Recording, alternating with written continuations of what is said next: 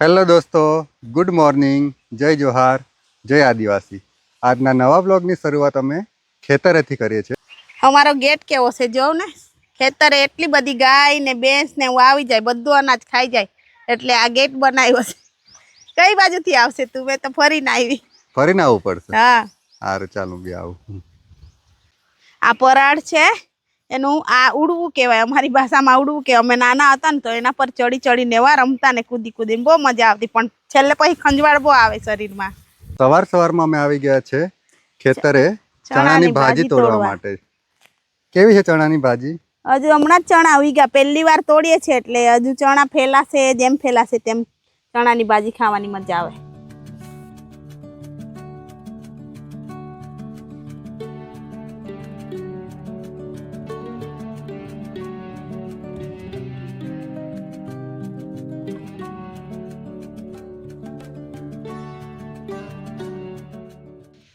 હજુ આ છે ને પહેલી વાર તોડીએ છીએ, એટલે ચણા બી દૂર દૂર છે, હજુ ફેલાશે એટલે વધારે નીકળશે, હમણાં તો ઓછી જ નીકળશે।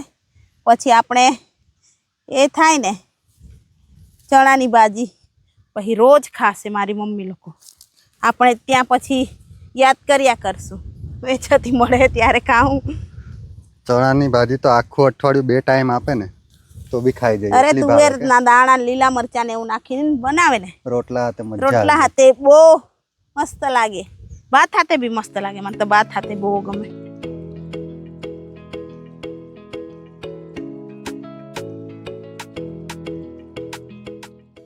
આ ચીલ ભાજી છે, એ મકાઈ ને ઘઉં ને ઓરે ને ત્યારે ઉગે આ ટાઈમે, એનું શાક બી બહુ મસ્ત લાગે, લીલી ભાજી।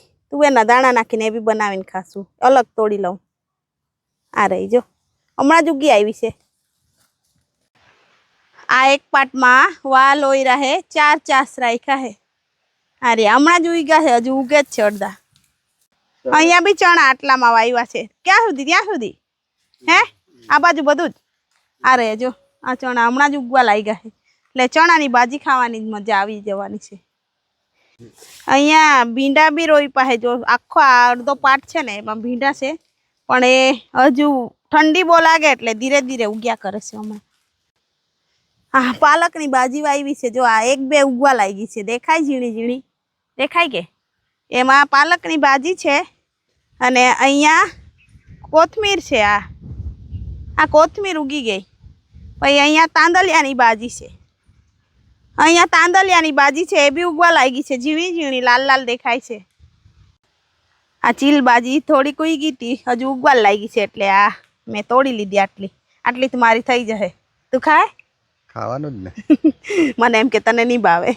ગામડે આવે એટલે લીલી શાકભાજી જ ખાવાની। હા, બહુ મસ્ત, શિયાળામાં મસ્ત મસ્ત બધી ભાજી મળી રહે એમ। આ છે ને સફેદ પાપડી આવડી નાની નાની થાય, એનું બિયારણ બી આપણા થાય, હવે આપણા ફળિયામાં છે જ નહીં, મારી મમ્મી કસેથી હોદી લાવીને રોપ્યું છે।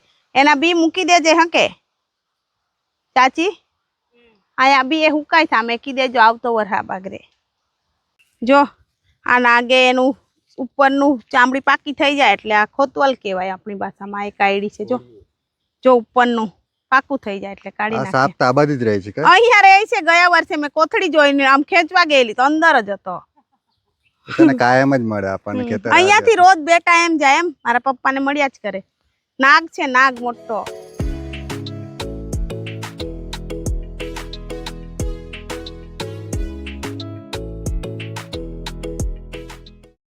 આ અમારા ગામનું ભાતીજી મહારાજનું મંદિર છે।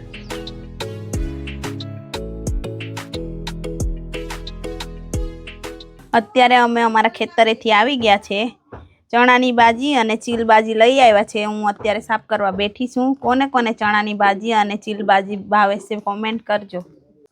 જુઓ મિત્રો, અત્યારે ચૂલા પર ભાજી ચડી રહી છે, જો કેટલી મસ્ત લાગે છે, દેશી ચૂલામાં।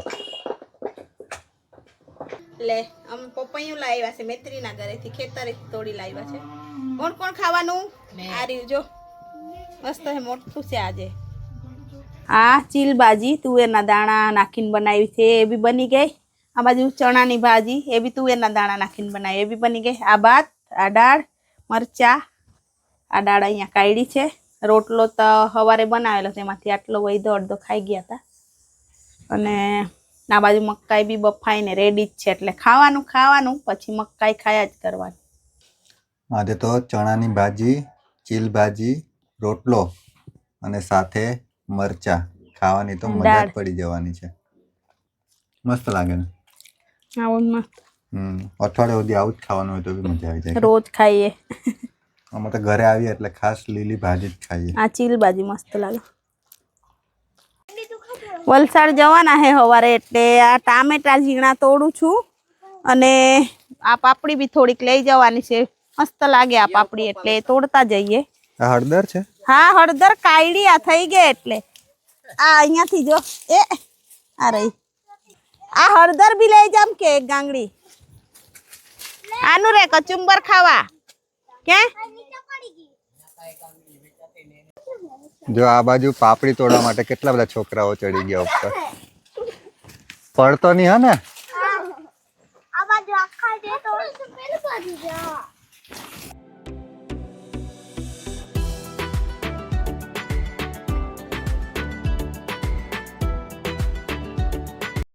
યુગ પાપડી મળે છે કે? તોડ ફટાફટ. થાશે ને વલસાડ?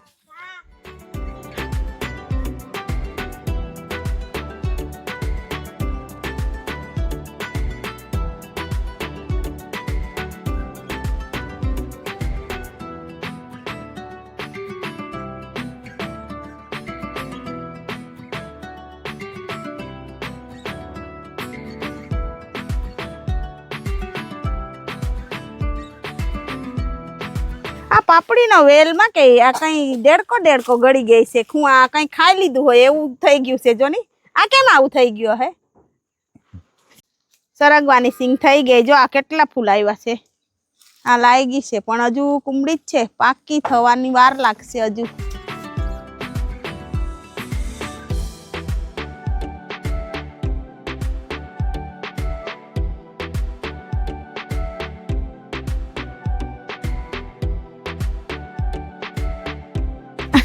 આ ટામેટા લાગ્યા હે. મેં બોર છે એમ જાણતી હતી, મોટા બોર. પપ્પા આપણે વલસાડથી લીચી લાવેલા ને તે કેટલી મોટી થઈ ગઈ. બહુ મોટી થઈ ગઈ લીચી કે? હા, આ પપૈયો પડી ગયો છે તો બી કેટલા બધા લાગ્યા હે. કેટલી ડાળખી છે એની, જો ની ઝાડ જેવું થઈ ગયું છે તો પપૈયા લાગ્યા જ કરે. અમે આજે નીચે પડી. કેટલા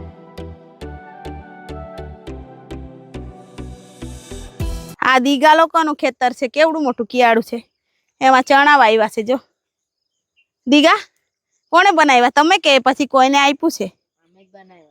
એવું. ચોમાસામાં તળાવ ફૂલ થઈ ગયેલા ને તો તળાવમાંથી બધી માછલી નીકળીને આમ પાણી જતું હતું, તેમાં આમ આ સાઈડ માછલીઓ આવતી હતી. બધા બહુ માછલીઓ પકડતા હતા ઓગસ્ટમાં. અમે ખાટી આંબલી પાડવા જતા હતા ને અમને રસ્તામાં બોર મળી ગયા. કેટલા લાલ લાલ થઈ ગયા છે, પાકી ગયા. આ બાજુ ખાસી જો થાય. કેટલા બધા બોર મળ્યા મને. ચાલો વણી લો. હજુ આ ડુંગરની પેલી ગામડામાં આ બાજુ રીતે ફ્રીમાં બોર મળી જાય કે? હા, ખાવાની મજા આવી જાય. તિથલ દરિયા કિનારે લઈએ તો બહુ મોંઘા આપે. અત્યારે સનસેટ નો ટાઈમ થઈ ગયો છે અને અમે આ બાજુ બોર પાડીએ છીએ.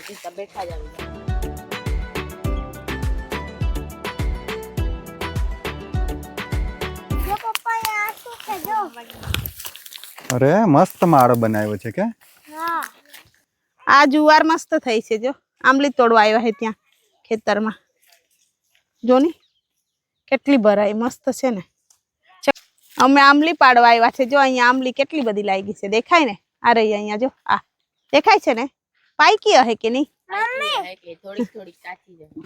પાકી હોય તો તોડી જઈએ. હા લે અહીંયાથી તોડી આવો. તો આ બાજુ બધા છોકરાઓ આંબલી પર ચડી ગયા છે આંબલી પાડવા માટે. ગામડાના છોકરાઓને ટ્રેનિંગની જરૂર નથી પડતી, ગમે ત્યાં ચડી જાય. ચલો અંધારું થાય ને એ પહેલા પાડી દો આંબલી, પછી ઘરે જવાનું છે. હો? આ બધું દીપડા ને એવા બી રહે છે એટલે ફટાફટ ઘરે જવાનું.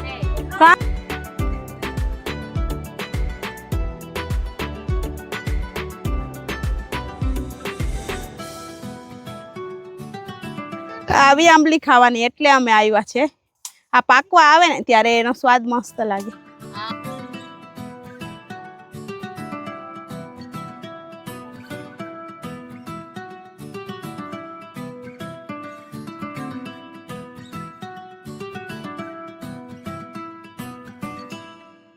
આ દેશી કોળી મળી છે જો મૈત્રી લોકોને ત્યાં આજે બનાવશે ખાવાનું.